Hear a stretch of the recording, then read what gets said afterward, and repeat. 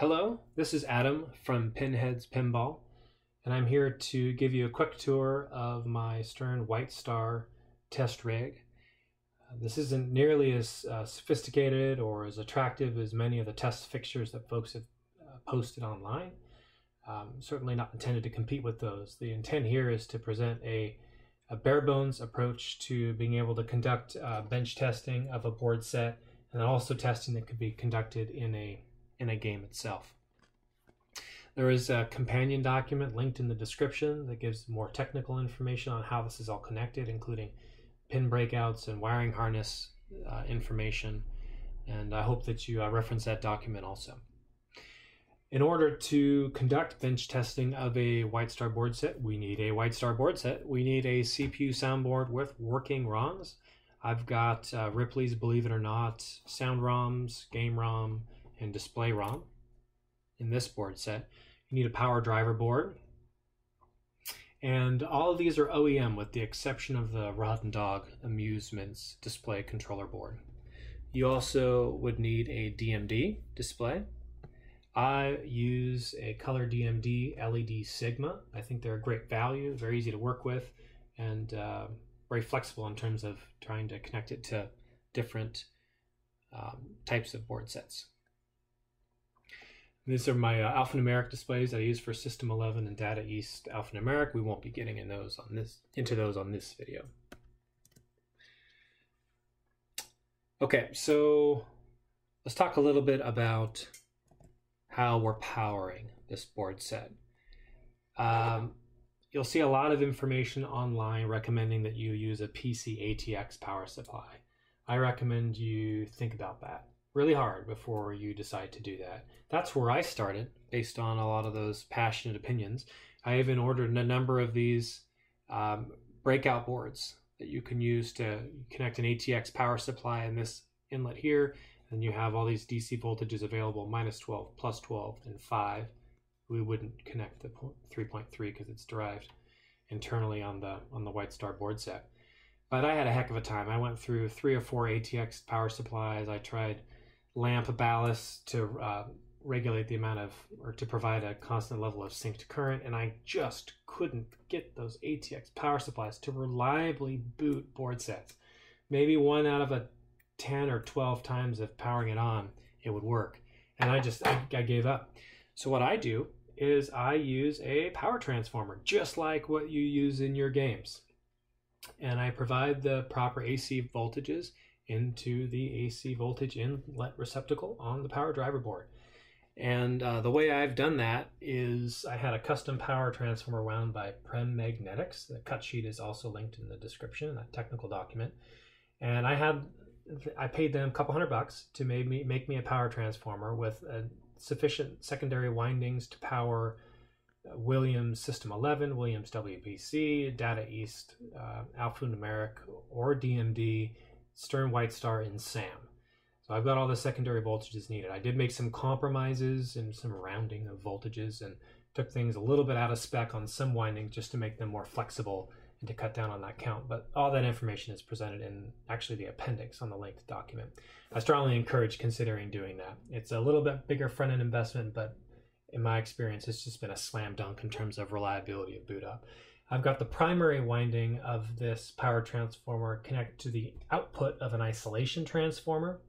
And I modified this isolation transformer to not have a bonded neutral, which means the neutral is not connected to ground, which is the case in US power outlets. Our neutral legs are bonded to ground, and we want our ground totally separate. We still want that to be an earth ground that is bonded to ground at our electrical panel, and for safety. We do not want to lift our ground. We want to unbond our neutral from ground. So we have plus, neutral, or hot, if you will, neutral, and ground, all three on their own conductors. So the output of this isolation transformer, it provides that to the power transformer. It also provides some current limiting. It does have a circuit breaker that I've never blew, but also helps to protect the primary winding in case there's any sort of short. And it has a convenient on-off switch for turning my game on and off. So that power transformer is providing ground, 8 volts AC and 19 volts center tap to our power inlet at J17. And then I'm using the DC voltage outputs at J16 to power all the other boards you see. We have 1, -12, 2, 12, 5 volts, and 6 grounds. So plenty of opportunity there to power all your other boards. You can use splices also if you like. I kept my display voltages open like this for measurement so I could quickly verify what my DC voltages are, and then I also use my logic probe quite often when board testing, and I clip my power supply leads for the logic probe onto those for convenience. So out of these DC voltage outputs of the power driver board, I'm providing 12 volts, -12 volts ground and 5 volts to the CPU board. I'm providing 5 volts in ground to the DMD board. And then, as I showed earlier, we have ground 12 volts and 5 volts to the DMD itself. Now, in order to conduct diagnostic testing, we need to be able to access the diagnostic menus. So we need to attach a switch device to connector CN6 on our CPU board. And I've prepared a connector for a Pennytech WPC dedicated switch tester. It hasn't arrived yet, but I'm ready for it. And that has 8 switches that will allow me to test the 5 dedicated switches used by Whitestar for flipper buttons and end of stroke. The lower left and lower right flipper buttons each have an end of stroke in the dedicated switch column, and the upper right flipper just has a flipper button for that 5th dedicated switch. And then the last 3 dedicated switch to comprise the 8 in the dedicated switch column are the diagnostic switches. You have 3 buttons on the inside of your coin door to adjust volume and navigate test menus. And those are all available on the WPC Pennytech dedicated switch tester. Now the silk screening won't match, and I've given some decoder ring information in the linked document to reference which means what. You can also look at it in your game manual. That's available there also. But it's very convenient that we have 8 switches that allow us to test all 8 dedicated switch ports. And we also have a ground provided through the connector, which means we don't have to provide something extra, which is very convenient. Next, we have our switch matrix tester. This is a Siegecraft switch matrix tester. I've moved the header from the top to the bottom of the tester just to make it more convenient with my particular wiring harness here. And I've got the switch columns and the switch rows all wired to that in accordance with Siegecraft's instructions. This is also very versatile. You can use this on multiple games as long as it's got an 8x8 switch matrix. Moving around the horn here, we've got a ribbon cable connecting our CPU board up to our DMD controller board. I've made this myself. I found that it's, again, more information in the linked document in the description, but I found it much easier to just make your own ribbon cables than to try to buy them. You can't use a Whitestar ribbon cable set in this particular test rig because I've oriented the boards in a space-saving fashion, and the dimensions and lengths and angles on those ribbon cables from a standard Whitestar board set just don't work here. So I've made those, and then here is the connection to our driver board, and then back to the power. Here is a test speaker connection. There's 3 potential test speaker outputs on the Whitestar CPU soundboard. You'll see that a lot of these parts are not stuffed. We only have 2 power amps here. I will go ahead and wire up all 3 speakers, and then I know what's coming out of what. But certainly you really only need 1 speaker in general to test the sound output of a Whitestar system. Moving over to the solenoids, I use 4 Siegecraft solenoid testers. I have modified these a little bit, where normally they have interboard connectors at the bottom here so that you can plug them right on a board, which is very convenient for in-game testing, and I recommend keeping some that way.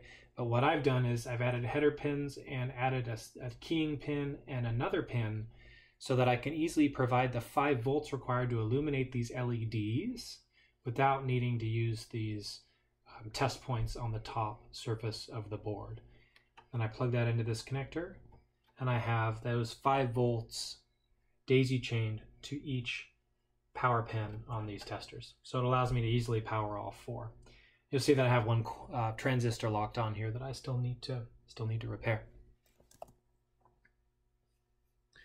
Over to the lamp matrix. Again, a Siegecraft lamp matrix tester, which you can also plug directly into a working game. We don't have the 18 volts that would normally be present on the power driver board to power the lamp matrix, so I am providing a 5 volt signal here at the 18 volt port. If you were testing this board in a game, you do not need to provide that. The board itself will be providing that, assuming you have the adequate power available. Now, Whitestar has 10 lamp matrix rows, 8 columns, 10 rows. So you need to figure out what to do with these extra 2 rows, because lamp matrix testers are only 8 by 8. My approach I haven't implemented yet, but it will be implemented by the time that I publish the power driver board test routine video, is to hook up these extra rows to a double pole, double throw switch or relay. I haven't decided which I'm going to use yet. And that will allow me to take lamp matrix return rows 9 and 10 and tie them into 7 and 8 on the tester. Then I can just switch back and forth so that I can at least test all the rows. And that concludes the overview of this test rig. I hope that you found it helpful. And certainly if you have any questions and you're trying to do this yourself, please let me know. I'll do whatever I can to help you. And I hope the accompanying document is helpful as well. Thanks for your time, and get out there and support your local operator. Even if you own games at home, please get out there and throw some quarters in.